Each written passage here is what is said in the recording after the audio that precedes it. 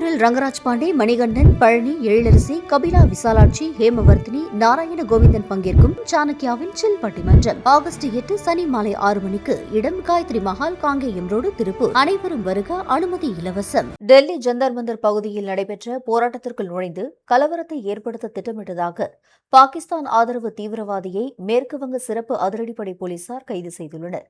மேற்கு வங்கத்தின் பூர்பா பர்தமான் மாவட்டத்தைச் சேர்ந்த ஹமீம் மொண்டல் என்பவர் பாகிஸ்தானைச் சேர்ந்த ஜெய்ஷ் இ முகமது அமைப்புடன் தொடர்பில் இருந்ததாக போலீசார் கைது செய்தனர்.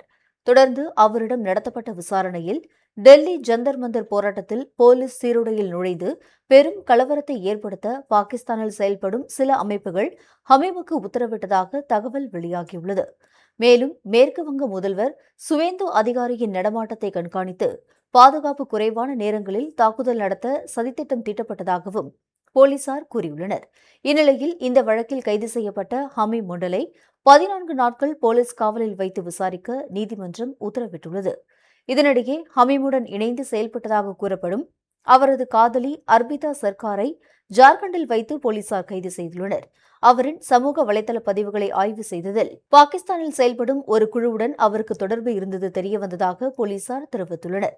இன்ஸ்டாகிராம் மூலம் அறிமுகமான ஹமீம் மற்றும் அர்பிதா கடந்த 4 ஆண்டுகளாக தொடர்பில் இருந்ததாகவும் அர்பிதாவின் சமூக வலைதள கணக்குகளை கண்காணித்ததன் மூலம் இந்த சதித்திட்டம் வெளிச்சத்திற்கு வந்ததாகவும் போலீஸ் தரப்பில் கூறப்பட்டுள்ளது. கைதான இவர்களிடமிருந்து மெக்சிகோ, இங்கிலாந்து போன்ற சர்வதேச நாடுகளின் சிம் கார்டுகள் கைப்பற்றப்பட்டுள்ளதாகவும் இதன் பின்னணியில் ஏதேனும் சர்வதேச நெட்வொர்க் உள்ளதா என்ற கோணத்திலும் போலீசார் விசாரித்து வருகின்றனர்.